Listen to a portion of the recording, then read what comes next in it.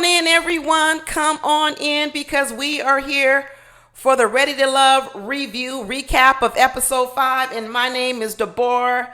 Come on in, grab your popcorn, bring your favorite beverage because we got a lot to talk about on this episode, y'all. We got a lot to talk about. And I know the episode was called Pajama Jam. I think it was a good title because there's a lot of people who got jammed up in this episode. A lot of people who got jammed up. And just like my thumbnail said, some of these games failed.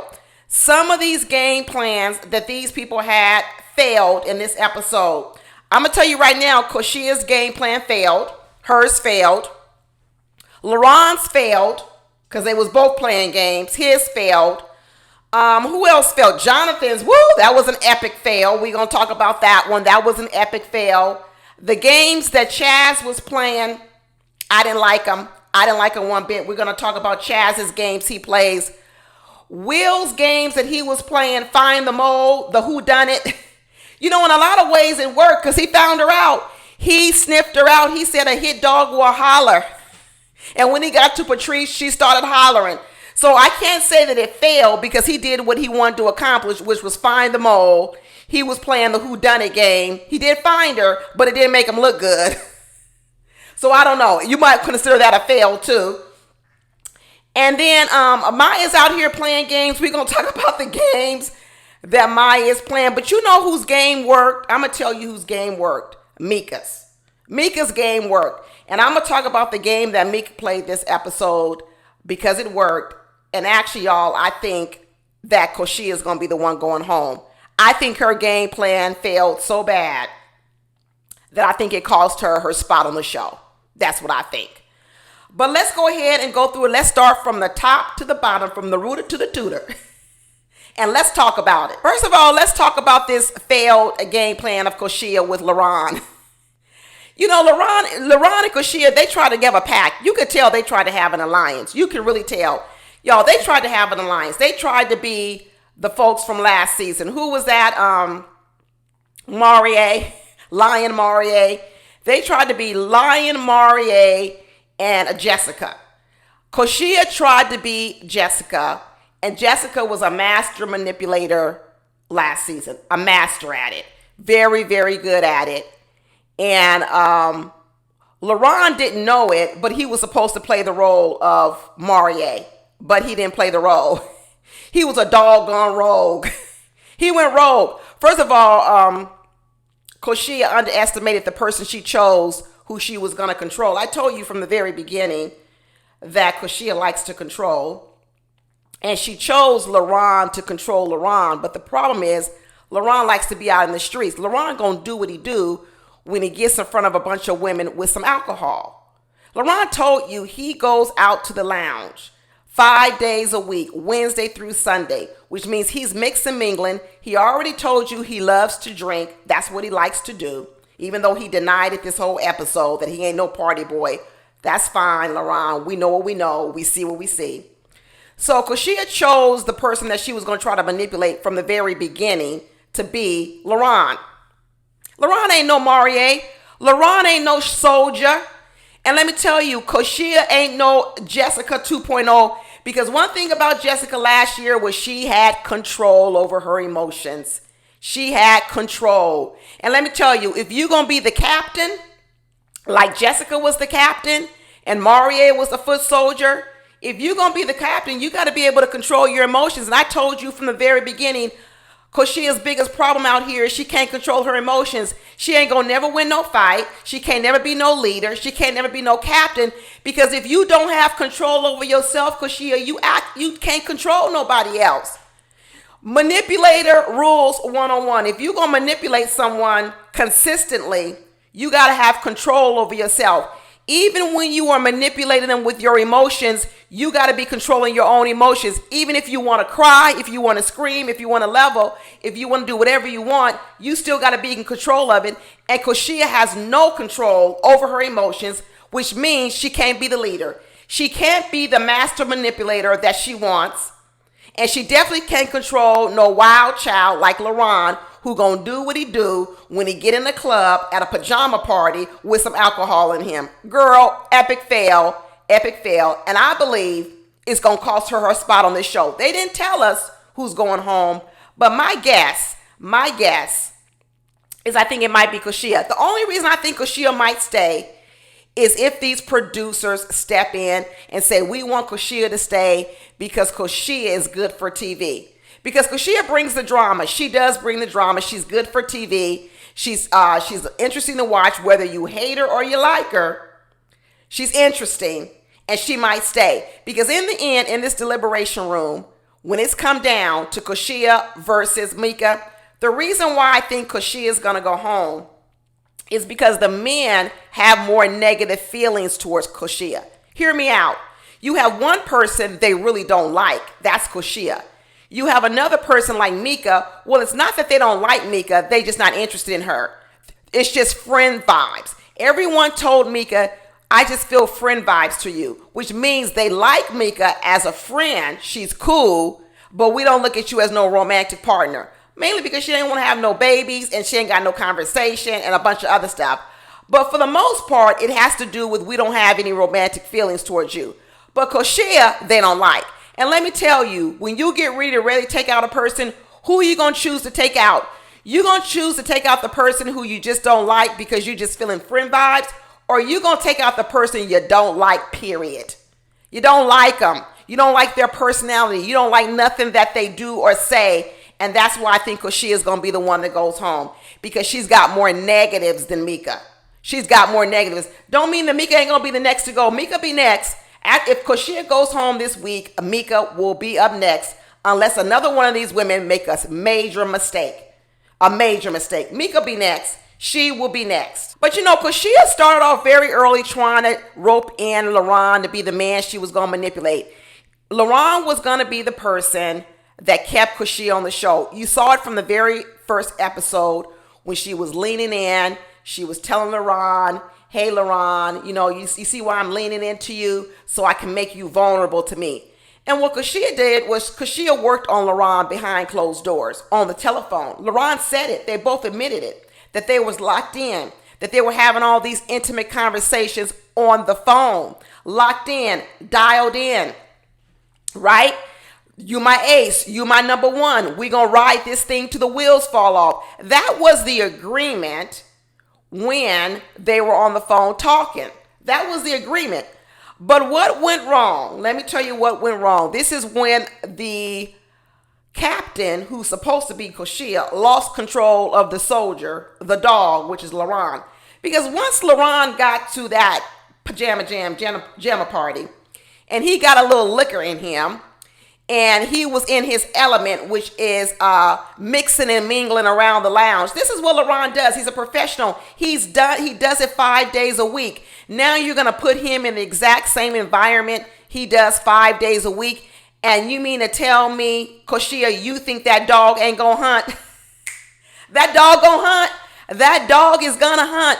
And remember last week, the one person that got Laron perked up was Maya. That was it.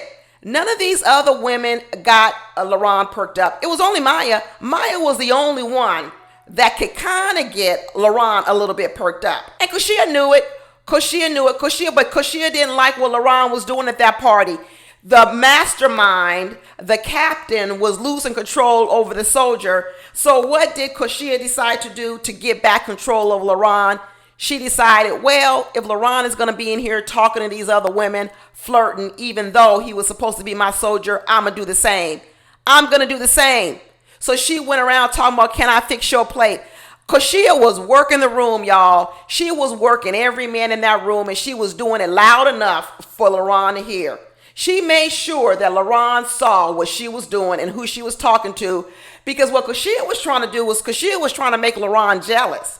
Koshiea was trying to make Laron jealous and get him back underneath her control, because she saw that dog hunting. That dog was hunting, but let me tell you, a dog gonna hunt. A dog gonna hunt. You not gonna put Laron in his element and think he's gonna do what you say, Koshiea. So Koshiea was not Jessica. Jessica would have never done this last season. No way in the world would Jessica have lost her cool what Maria was doing, because what Jessica would have done is Jessica would have known her power. She would have known her quiet power, And all her manipulation, she would have done it outside of this environment. But because Koshiea ain't got no control over her emotions, nothing at all. She let hers all hang out, and then she basically turned it around that she was a victim. She was a victim of Laron, but let me tell you, really what happened was her game plan went wrong. Her game plan went wrong. And then when Koshiea started flirting with all these men going around, Laron was fit to be tied, because we know a lot of men can't take what they can dish. A lot of men can't take what they can dish. And Laron was running around here hunting at this Pajama Jam party. He was over there all up on Maya. And Koshiea said, what are you doing? You trying to make her giggle? Woo, you losing it? You are losing it, Koshiea. You can't be the mastermind. You can't be the master if you're losing it like this. Jessica would have never done this. Jessica would have never done what Koshiea did. Laron was over there talking to Rashina, but the whole time he was with Rashina, he was over there trying to look at what Koshiea was doing, because Koshiea was working the room. She said, you know what? If you can work the room, Lamar, so can I. These two, it was hilarious to watch. It was hilarious to watch because it was an alliance gone wrong. And these two couldn't pull off what Jessica and Marie tried to pull off, because one is Koshiea is no Jessica. She's not stoic. She does not have control over any of her emotions, and she does not have the confidence that Jessica had. And the other part is Laron ain't trainable like Laron ain't trainable like Marie was last year. Chaz tried to come over here and train Laron and start trying to check Laron in front of Koshiea. Who gonna check me, boo? Who gonna check? That's what Laron said to Chaz. Who's gonna check me, boo? I'm sick of Chaz trying to check the men. He tried to check Justin when Justin came to his house. I don't care if Justin came to that house unannounced and Chaz didn't know. I don't care. First of all, we know production invited Chaz. And if Chaz used a little bit of his brain, he would have figured that out. So he tried to check Justin in that moment when he told Justin last episode, why you leading with that? He checked Justin in front of all the ladies. Now, here you got Laron over here having it out with Koshiea. And what does Chaz try to do? Check Justin again in front of Koshiea. Nah. Let me tell you, I'm all good for Chaz trying to be the big brother. I was all good with his speech afterwards. I was all good with the advice he was trying to give Laron, but I wasn't with it trying to do it in front of Koshiea, because let me tell you what he was doing. He was fronting. Once again, he was fronting. He was trying to look like the guy that's so empathetic and sympathetic and got all this emotional maturity, and he was doing it at Laron's expense. It's the same thing that he did to Justin.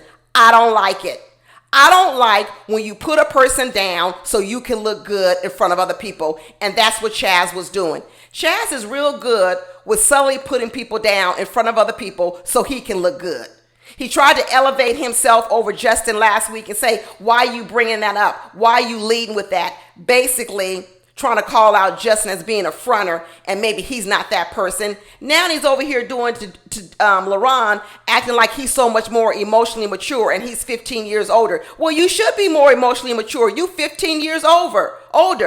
If you got an early start, you could be the man's daddy. 15, you could have kids at 15. You could have been his daddy. You got Meek over here who had her first child at 17, 18. So that's right. Laron could be your son. But let me tell you, sonning him in front of Koshiea, which is supposed to be his girl, that was wrong and that was foul, and I didn't like it. I actually think that the reason why Chaz and Vanessa are getting along so well is because they're two peas in a pod. Because Vanessa likes to check people too. Vanessa likes to tell people about themselves too. If you notice, Vanessa only got sweet words and kind words to say to people that she likes. I don't trust people like that. I don't trust people who only have sweet words and kind words to say to people who they like or they respect. But then when it comes to people they don't like or respect, they got underhanded nastiness. That's Vanessa and that's Chaz. They're basically two peas in a pod. They're judgmental. And they're uppity. And eventually, that judgment and that uppiness is going to get turned on each other.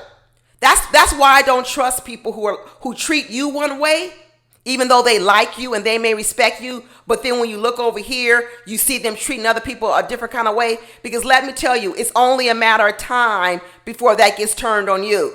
So you got Chaz over here talking about how he likes Vanessa because Vanessa speaks the truth and all these wonderful things.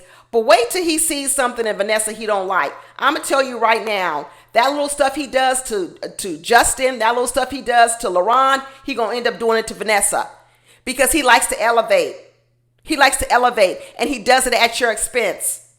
See, the phrase is praise in public and criticize in private, right?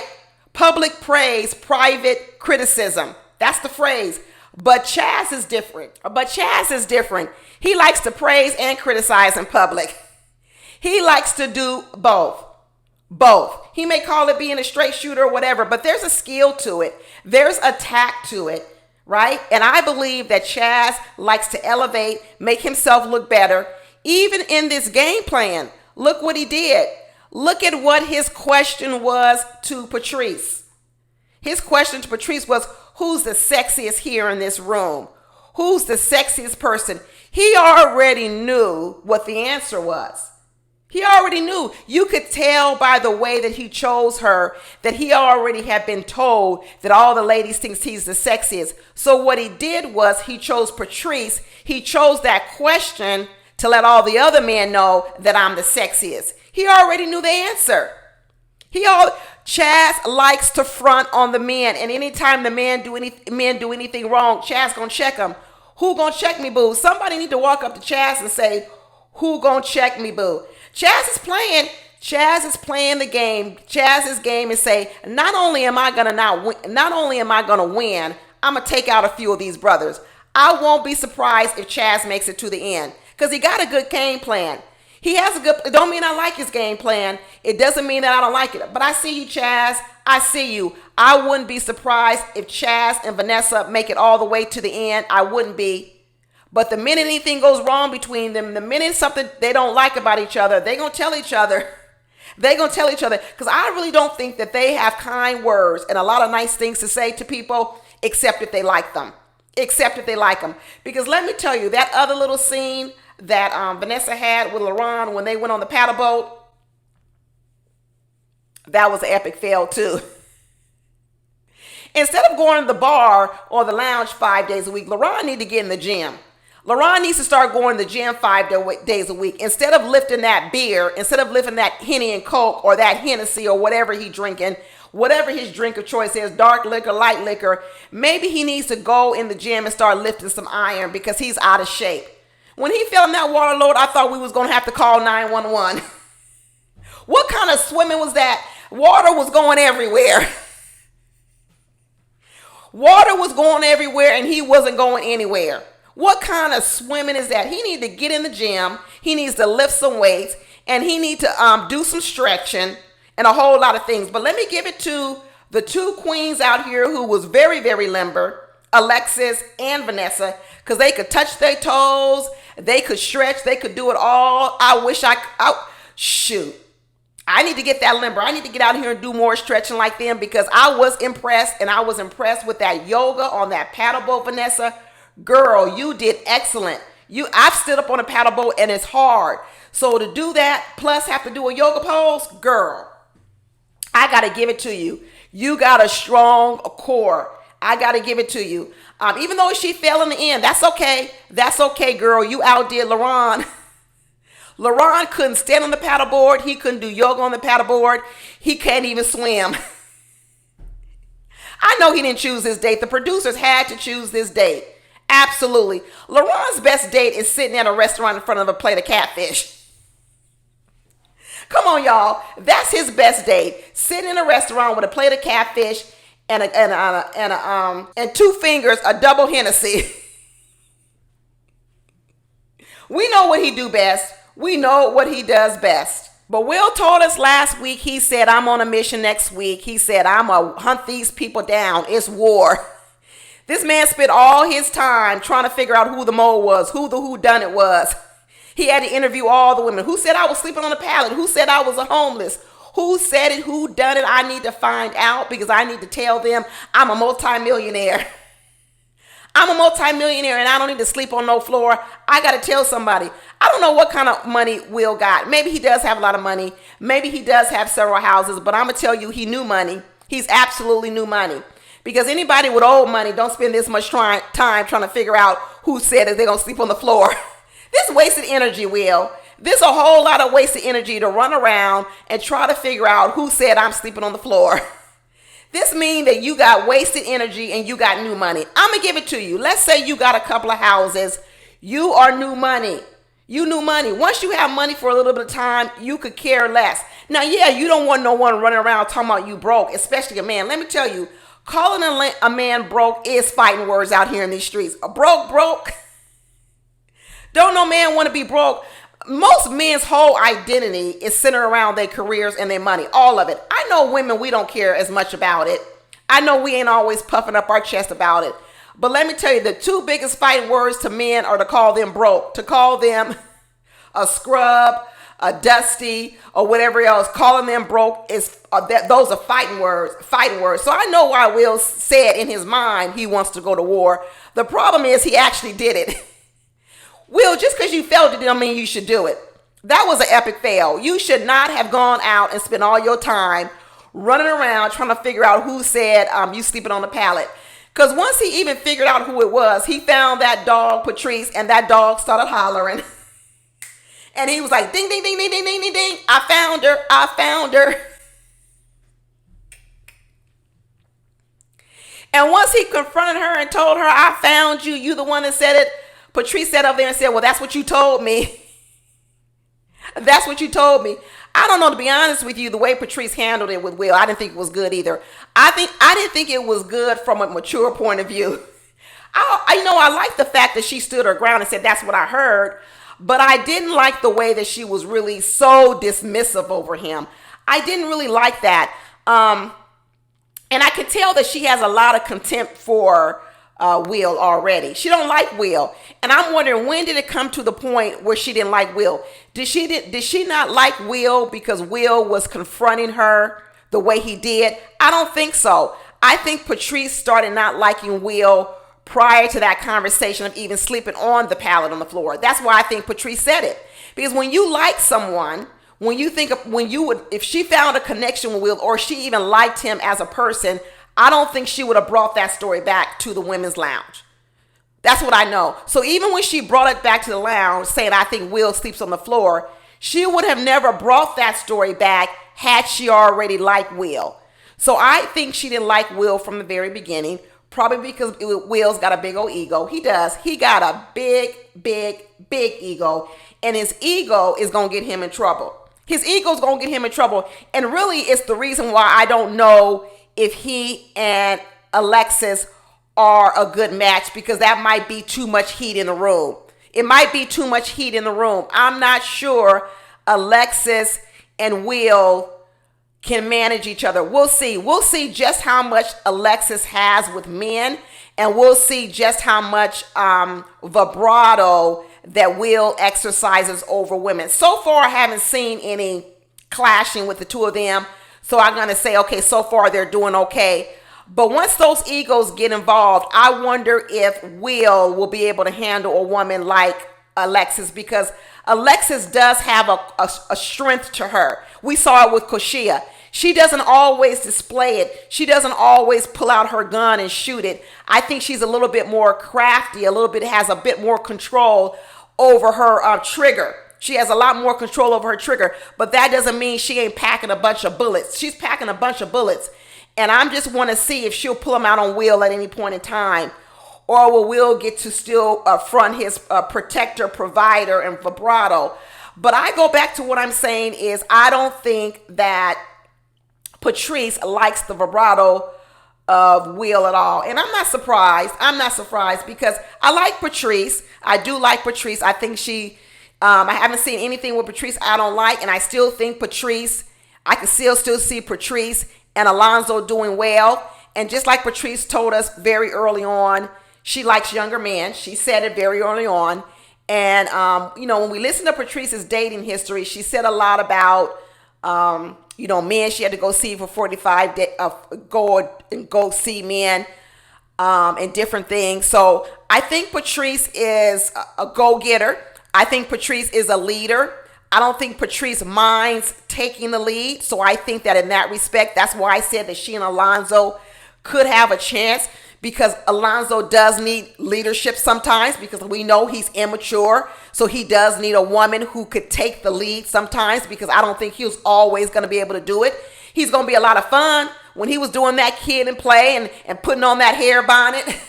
That was funny, y'all. I don't care if y'all don't like Alonzo or not, but Alonzo wearing that bonnet to the pajama party was funny as heck, and I like the humor that he bring. I like the humor that he bring to the pajama party. I did. I thought it was funny. And a lot of people like a funny man. A lot of people like a man that can be funny and make them laugh. But we all know that sometimes the funny goes too far and he gets really immature and he says things he shouldn't say. But I think that Patrice likes the situations where she can somehow be the leader in the relationship. I think she likes that position. That's why I think she's open to dating younger men. I think that's why she likes Alonzo, because she sees plenty of opportunities to be the leader with Alonzo. But when it comes to Will, she ain't gonna be able to lead Will nowhere. Nowhere. That's why I think they clashed from the very beginning. I think they clashed long before this story about sleeping on the floor with a pallet. I believe that Will was boasting about his multimillionaire status, boasting about all the houses he had. Okay, I guarantee you that in the conversations with Will and Patrice, Will told Patrice enough information that she knew he wasn't broke and homeless, because Will likes to boast. There's no way Will would lead with sleeping on the floor before he led with all the houses I got and what I'm doing. No way. Absolutely no way, because Will likes to boast. He's got a large ego. And what I believe happened was Will was boasting. His ego was out in front. He was poking out his chest when he was talking to Patrice, and Patrice didn't like it. Patrice thought he was arrogant. Patrice thought he was egotistical. And Patrice probably thought, look at him trying to be the big man on campus. Patrice is attracted to men like that. And then what Patrice did when she came back to that lounge, she decided, out of all the things Will talked about in their conversations, she decided to pick out the one moment that maybe made Will look less than. She decided, of all the conversation that they had, she decided to pick out the moment to make him look bad. That told me about Patrice. That told me that Patrice really doesn't like a man that might try to exert control over her. She don't like it. And I ain't even saying nothing's wrong with it. She can be who she wants to be. But that told me that Patrice actually likes the superior position in the relationship. That's probably why she dates men that are less than her. She likes that position. It's a position that she likes, but it's also a position that at times may make her upset. That's why I can see her liking Alonzo, because Alonzo has enough room in his life that she can exert a little bit control over it. We'll see if she can keep the wheels on with that. We'll see if they can strike a nice enough balance, because Alonzo is immature. Alonzo's immature, and we find out, and thanks to one of my YouTube subscribers, you know who you are. You never told me your name, so I'm not going to say no names here, but thank you for sending me the video on Alonzo on his little YouTube video. Y'all, I guess he's starting a business where he's starting a new card game where he asked crazy questions. So maybe on Ready to Love, he's here to promote himself and do a little bit of research. He said, let me ask some of these questions on Ready to Love to see if these questions are going to make it in my game that I'm going to start selling and marketing. Well, their epic fail on Ready to Love. So I hope your research showed you, your marketing research showed you, Alonzo. Don't include these questions. And people, y'all don't see how it turned out for Alonzo with these questions. So if you buy his game, you better not ask these questions, because you ain't going to get none from no woman. If the game is intended to build a relationship or to make women become interested in you, make sure you don't ask none of these questions that Alonzo asked. Alonzo, maybe the game should be called What Not to Ask, as opposed to What Questions You Should Ask. So yeah, Will had a game plan to sniff out the whodunit, find the mole, and he found Patrice. And although he found her and he outed her and he told her what he thought, it wasn't a good look, Will. It wasn't a good look at all. And I think really the only person who likes Will on the show is Alexis. So he's not in a good spot. He's not in a good spot because the only person who likes Will so far that I've heard is Alexis. But Alexis got a lot of suitors. She got Dominique that likes her. She got Will that likes her. She got a couple of people who was naming Alexa Jonathan. Woo, oh, Jonathan, let me get to Jonathan. Let me get on over here to Jonathan because y'all, I remember I told y'all that I like Jonathan, And I'm going to tell you, as bad as this game plan was for Jonathan, it was horrible. It was horrible, horrible, horrible. But y'all, I still kind of see Jonathan. I still kind of see him. You know, this is what I see with Jonathan. I go back to the original stories that Jonathan told. And the original stories that Jonathan told was that one of the things that happened between him and his wife was that he spent a whole lot of time trying to please his wife.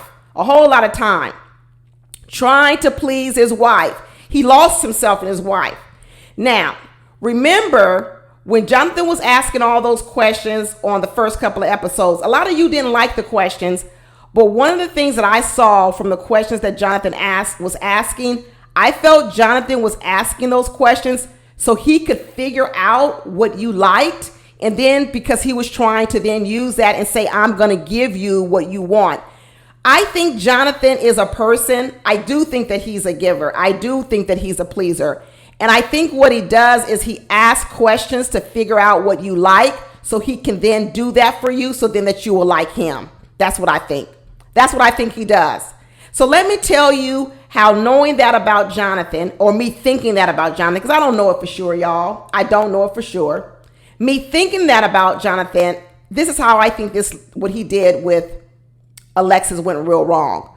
First of all, Jonathan knows a lot of people like Alexis. He knows that he's got a lot of competition with Alexis. And remember when Justin came first on the show, he entered the room. Jonathan's question to Justin was, you're not going to come over here and try to take my girl, are you? And then Justin said, I just might. Justin didn't even know who his girl was, but Justin said, yeah, I just might take her.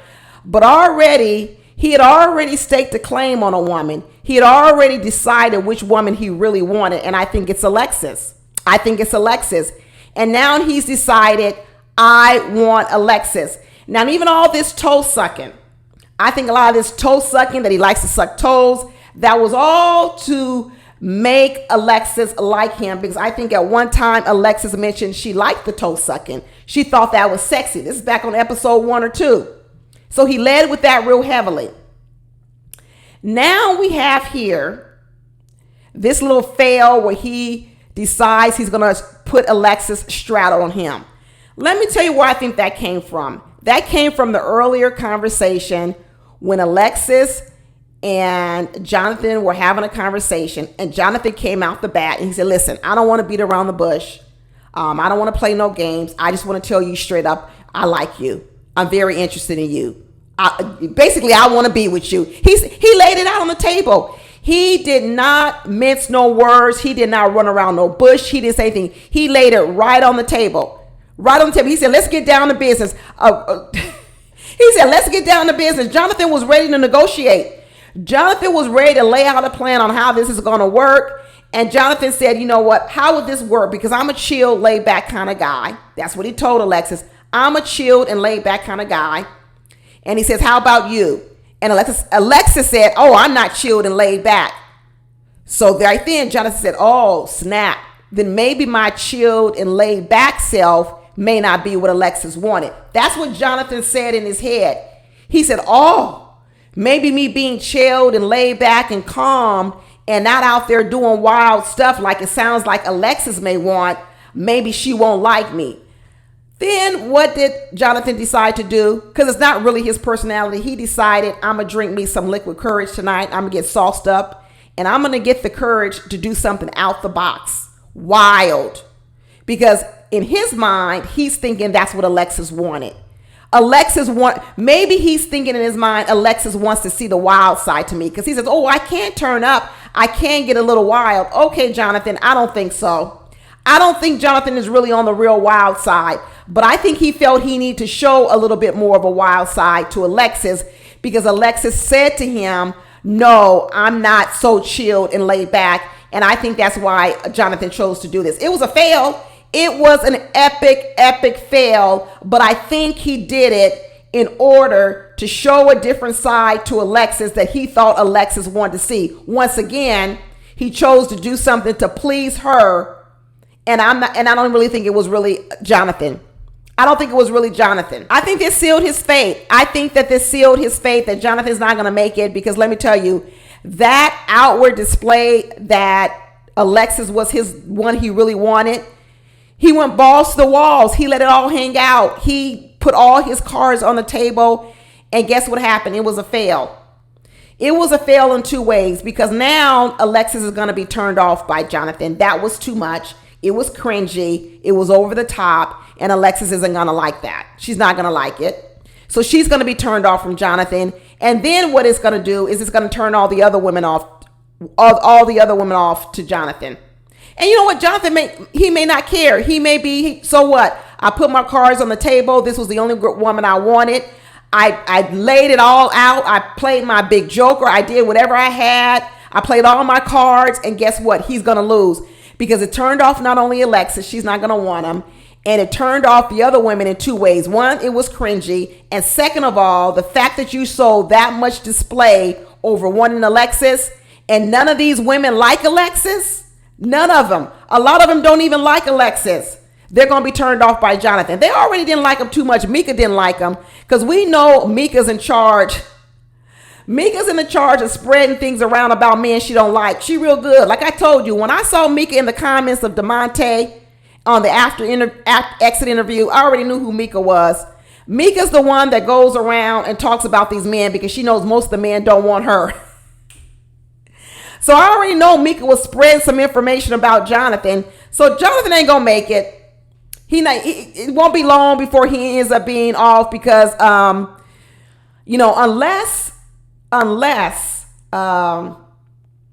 unless Alexis tries to use Jonathan to stay on. But she got so many other men that'll vote for her. She got Dominique that'll vote for her, Will that'll vote for her. But if she's smart, she'll try to hang on to Jonathan as a third person in her back wheel, so she always has enough votes to stay on. Alexis is in a good position. She is in a good position. I know the ladies don't like her, because the ladies feel like she went back and she told Will what she told Will. But I'm going to tell you what, it won her favor. All the ladies thought it was they don't like her. They think she's a snitch. They think that she broke the trust of the women. And maybe some way that she did, on some level she did. I was one of the ones that didn't think she broke it on a big level, but I thought she did break it on a small level. But once again, this is a game. She here to win. And maybe what her goal is, I'm not here to win the favor of the women. I'm here to win the favor of the man. Because Alexis is competitive. She says she's competitive. She's a referee for basketball. She knows how to strategize. She knows how to win. And when it came down to, am I going to be here to try to win the favor of the women, or am I going to be here to win the favor of the men? Alexis chose the men, and guess what? Right now she's winning. Who cares? Who cares if the women don't like her? Who cares? Because the women don't vote her off. The women are not the people who vote her off. The men are. So in this moment, Alexis is playing the game right. She has won the favor of the men. There's a lot of men that like her. And Koshiea bet wrong. Koshiea thought, hey, I'm sorry the men don't like you because you got the body of a 12-year-old girl. Well, guess what, Koshiea? It's working. It's working. The 12-year-old little girl has more men chasing her than the woman with the grown body. This goes back to the whole dating thing. Men, lust versus love, ladies. Lust versus love. They may lust after you, Miss Vernisha from Make a Move. They may lust after you because you got the nice banging body and you know all this other kind of stuff. But will they love you? Will they marry you? Will they want to go home with you every night? Will they want you to be the mother of their children? It's two different things. Wife versus side chick. Wife versus the woman they cheat on with. What you gonna make yourself? When you think all your worth is in your body, when you believe all your worth is in your body because that's what draws the attention onto you, you playing the wrong game. Alexis is playing the long game. She may not have the biggest booty. She may not have the biggest breast. But all what the men are saying about Alexis is what they like on her inside. And those men are not going to care that Alexis doesn't like Koshiea. But I bet you they don't like Koshia's mouth. They don't like the inside of Koshiea. If they could take Alexis's insides and everything else maybe and put it on the inside of Koshiea, maybe you'd have a winner. Maybe you have a winner. But right now, Alexis is winning and Koshia's losing. And like I said, I think Koshiea is going to be the one that goes home. I really, really do. So when she was over here talking this mess about Alexis, guess what? Alexis is winning. Alexis could give a damn about these other women that don't like her because Alexis got 3 men in her pocket right now voting for her on a steady basis. So her game plan is winning. But you know who else is using their feminine wiles to win men over? I'm going to say it's Maya.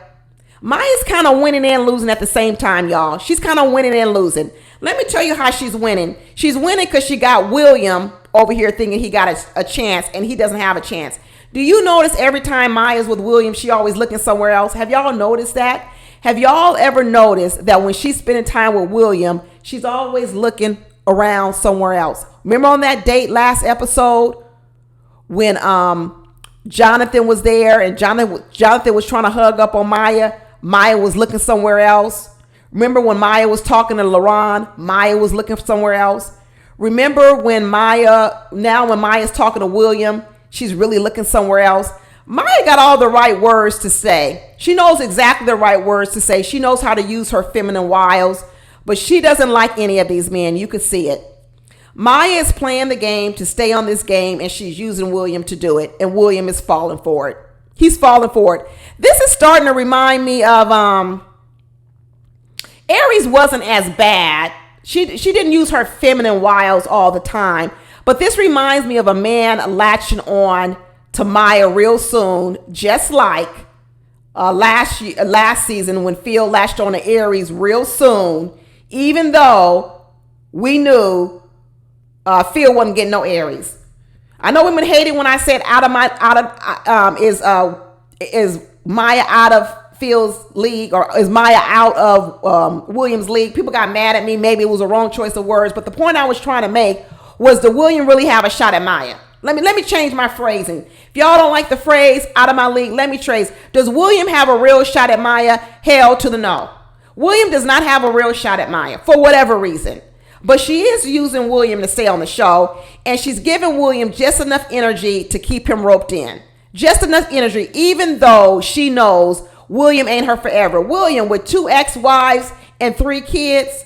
Absolutely not. Maya wants Barack Obama. She wants to be the power couple. William does not fit that bill whatsoever. Not at all. But you know what? The problem is Maya used to be in the number 1 of all these men. Remember when everybody was calling Maya's name in episode 1? Maya, Maya, Maya, Maya, Maya, Maya. You don't hear it that much anymore. I don't know if it's that they're not showing us, but men still like Maya, but I don't think so. I think people are on to Maya, and it's the same reason I said last episode that I was on to Maya. When Maya started talking about that Barack Obama, that power couple stuff, I was like, And remember what I said last week, y'all? Who listened to me last week when I said, I'm going to see what Maya does with Justin. I'm going to see, is Maya a semi-gold digger going for the money? Or is Maya really going to look at men who would pair up with her? And last week when Justin came on, I said, wow, Justin could on paper line up with Maya. Let's see if Maya even gives Justin a chance. Let's see if Maya even talks to him. Let's see if Maya does anything. Or does Maya simply go off the fact that Justin is a PE teacher? Probably only making, I don't know what they make in Fort Worth, Texas. Let's see if Maya even gives him a chance. And what was the answer this week? Nope, no chance at all. Because when Mika said, I want you to go over there and twerk on the man you like the least. Let's think about this, law. First of all, Maya has been on this show with a lot of men she could like the least. She could like Will the least. She could like Jonathan the least. She could like Alonzo the least. There are a lot of men on this show. She could like lots of men the least. Maya decided She was going to go over there and twerk on Justin, the one that on paper she should line up on. She should line up with. And she twerked on him to send a message to Justin. I may not be a gold digger, but I don't mess with no broke. And I'm not even saying that Justin is broke. Don't have me calling no man broke. Justin, don't come for my neck. I ain't calling you broke. I'm not calling you broke. But in the eyes of Maya, she ain't looking for no PE teacher salary. Not at all. And she went over there and twerked in that man's face. And let me give it to Mika. Mika did good. Mika played her cards right. Because when Mika said to Maya, truth or sexy, Maya chose sexy. Of course, she's going to choose sexy because that's where her strength is. Her strength is in her feminine wiles. Maya knows that. Maya knows her strength is in her feminine wiles, so she chose sexy. She didn't want to choose truth because if she chose truth, she'd have to tell everybody, I don't really like nobody here at all anyway. None of y'all got Barack Obama potential. She didn't want to choose truth. So she chose sexy. And then what Maya did was, first Maya said, I want you to go twerk on the man you like. And then Maya said, oh, no, wait a minute. Mika thought about it. Mika said, first I want you to go twerk on the man you like the most. And then Mika thought about it, said, no, let me switch it up. I want you to twerk on the man you like the least. Because what Mika said is, I don't want you twerking on man I like. Mika thought about it for a minute. She goes, oh, wait a minute. If I tell her to twerk on the man I like, she might go twerk on the man I like. And I don't want her putting that big old booty in no man's face that I like.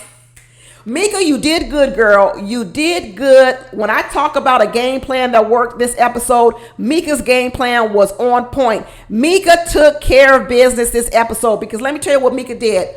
First of all, Mika set up Maya real good and said, go twerk on a man's face that you don't like. She went right over there and she twerked in front of Justin's face, Justin the PE teacher. And who is the man that Mika likes the most? Justin. Girl, it was brilliant, Mika. It was brilliant. Because let me tell you what Mika did. Mika told Justin, without even having to tell Justin, you ain't got no shot at Maya. So even if you think y'all line up on paper, you ain't got no shot. She just went over there and twerked in your face that she likes you the least. Now Justin is sitting over here and Mika could swoop in and say, but guess what? I like you the most. Hey, Mika. Girl, that was brilliant. That was absolutely brilliant. She had Maya, who she knows is a closet gold digger. I ain't gonna call her a gold digger. I keep calling her a gold digger. She a semi gold digger. She went over there and said, I know that Maya ain't gonna want Justin, no PE teacher. So going over there and twerking his face so he knows he ain't got no shot with you. And then what Mika wants the most is a baby daddy. Mika need a father to these two kids. She need a father. She need a role model. She needs a male role model for these two kids. And Mika has told us plenty of times, finally, a man who's okay with not having any kids and ain't gonna put no pressure on me and is willing to be willing to be a father to my kids by two different baby daddies. Mika turned it around. That's why I believe Mika's going to stay, because she played her cards right this episode. And Koshiea played her cards all wrong. Koshiea sat over here and became the victim once again in front of Laron. The victim. When Koshiea's game plan went wrong, she became the victim. This is why I tell you I don't have no empathy and sympathy for Koshiea. Because Koshiea actually, I'm going to tell y'all right now, Koshiea actually starts the processes. But the problem is, Koshiea is not a good finisher because Koshiea don't have no control over her emotions. In the end, Koshiea sat over there and started crying and using tears because she couldn't control her emotions and made it seem like it was all Laron's fault. It was all Laron's fault. But this goes back, Koshiea, this goes back to the first day of manipulation when you was trying to control Laron. And now that you know Laron is out of control, now she over here in tears. It's the same thing that happened with Alexis. She tried to control Alexis, tell Alexis who she could and couldn't talk to. And when Alexis snapped back on her, she was over here in tears over that too. Same thing that happened with her ex-husband. You know what? Somebody dropped down in my comments this week. Some anonymous man, somebody in the chat told me that he had just gone out on a date with Koshiea, allegedly. Like I said, this could all be fake comments down in my comments. I don't know if it's true. Where's my disclaimer? This is allegedly. But he dropped down in my comments last week, y'all, and said he went on a date with Koshiea. And he said, what you see is not what's for real. And he said, just as I suspected, that Koshia's children are not by the man that she married. Remember the man she married and said that she found out later that he had 4 kids? Well, that's not the father of Koshia's kids. And in fact, I think he told me that Koshia's children are by 2 different men as well. And so this idea that Koshiea was raised to be a mother and a wife, she might have been raised, but it ain't happened. Because I'm not for sure. I don't think that she was married to the father of the other children. And the one she had with the other man with the 4 kids doesn't look like that lasted long either. So I believe, once again, when I tell people, when I say people get in these sticky situations and then they blow up in your face, I believe that finally Koshiea got her chance to be a wife with that last man, the one that she broke up with that had the 4 kids. And I don't think before then she was actually being chosen to be a wife. She might have been chosen for lust. She might have been chosen for her body. She might have been chosen for her beauty. But I think that when that man asked her to marry him, she was very flattered by it, because I don't think it's something she gets all the time. And she jumped at it. She jumped at the opportunity to be the wife. She did. She jumped at it. And it was so enticing to her that she overlooked all those other things about that man, because that man offered her something that I don't think those other men, the father of her children, offered her. He was offering her something. And what she did was she said, he's offering me marriage for finally, I will be that wife that I was raised to be. I will be that mother I was raised to be. And what she didn't do was she didn't figure out that that man had 4 other kids. So when he was offering her marriage, it really wasn't the marriage she thought. So she thought she was getting something from that man, but actually that man was getting something from her. That's the trick. That's the okie doke. That's the scam in the parking lot back in the day, when people would come and say, hey, you can have this nice flat screen TV for $50. And you're like, $50? I can get a flat screen TV for $50. Back then, flat screens was going for $1,000. They was selling to you for $200. And you buy the flat screen TV and you take it home. And next thing you know, you open up your box and ain't nothing in the box but bricks. Bricks. It was the okie doke.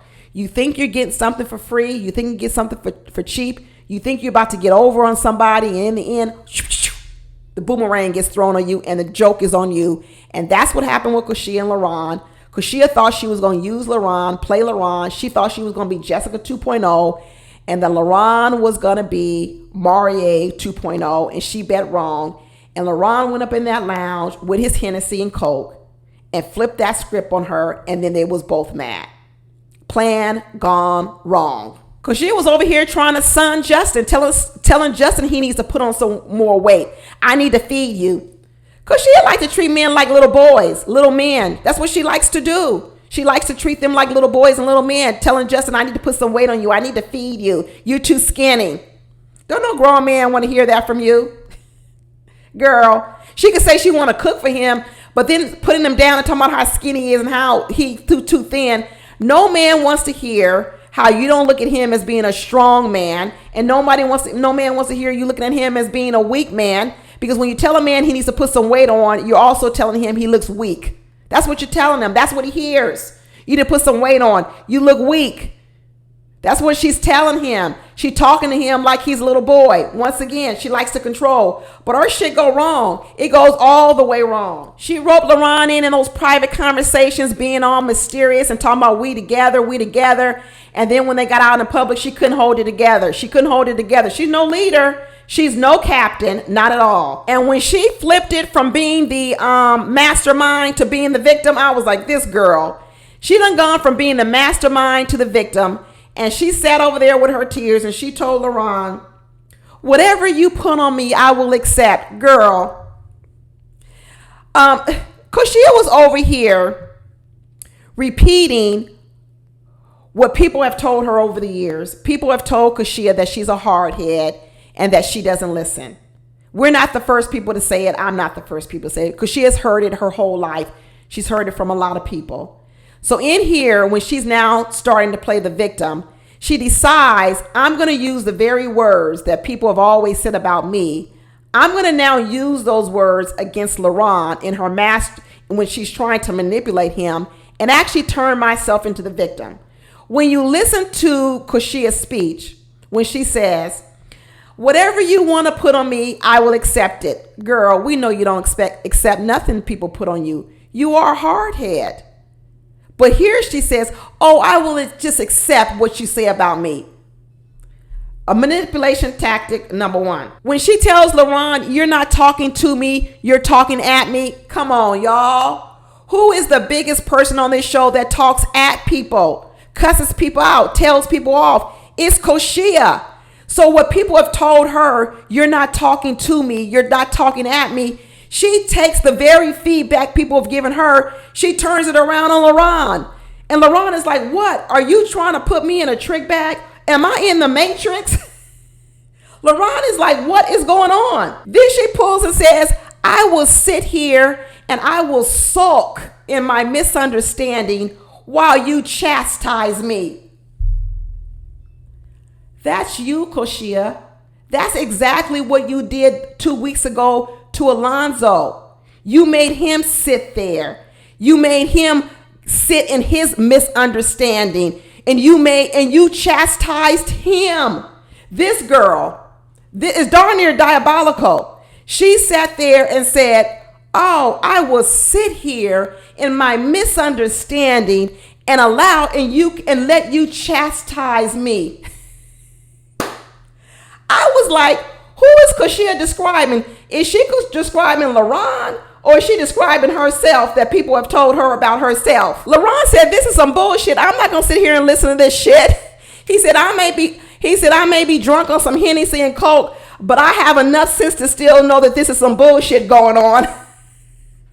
He got up and left, and then Father Chaz went over there and said, let me school my son and let him know that you have to learn how to listen, Laron. And Laron says, I was listening. He said, no, you can't. You was dismissive. You can't be listening if you also dismissive. And Laron said, nah, I can listen first and then be dismissive. That was funny as hell. They tried to convince Laron that, man, she really likes you because a woman that cries like this, that means she's really into you. That ain't what that means. That means she's a master act. Let me tell you something, because she had been doing this for years, y'all. She does not care about Laron. What she cares about is her plan is failing. That's what she's crying over. Don't get them tears twisted. The tears are not because she cares about Laron. The tears are because she sees her plan falling apart. Her tears are because the man that she was trying to control is not controllable. He likes to be in the club 5 days a week. This is the man that does like to party. No matter what he says, when he's all mad that people are running around talking about he's the party person, but he says, why are people calling me the party person? Why are people trying to spread a rumor about me? You spread the rumor, Laron. Laron is mad about a rumor that started about him, but he's the one that started the rumor. Let me tell you, these two joining up together, they were the worst two to join up together. These two tried to join up together to create a master alliance, and let me tell you, they both are an epic fail. Laron is an epic fail, and so is Koshiea. And you know why it's a fail? Because it's the same thing I've been talking about all season long, that people don't know who they are on this show. They don't know who they are. They out here trying to write checks they can't cash. Laron is out here talking about he's not a player, that he's not a party guy, and he is. So he's trying to play the role of not being a party guy. But the minute you put him in a pajama party with some Hennessy and Coke and a little bit of music and people in pajamas, he does exactly what we say he's going to do. But he swears up and down he ain't that person. Another person who can't look in the mirror. And Koshiea over here talking about she's the victim. And girl, you over here trying to be the mastermind. But you can't be the mastermind because you don't recognize that you have no control over your emotions. You can't be a leader if you can't control yourself. How you going to control other people, but you can't control yourself? Woo, Woo! Where are the mirrors? Where are the mirrors? Where are some mirrors? But my bet is that it's going to be Koshiea that goes home. I think that Koshia's plan failed miserably in this episode, and I think Mika executed a flawless plan this episode. Flawless. And I think she executed well enough that she won't get eliminated.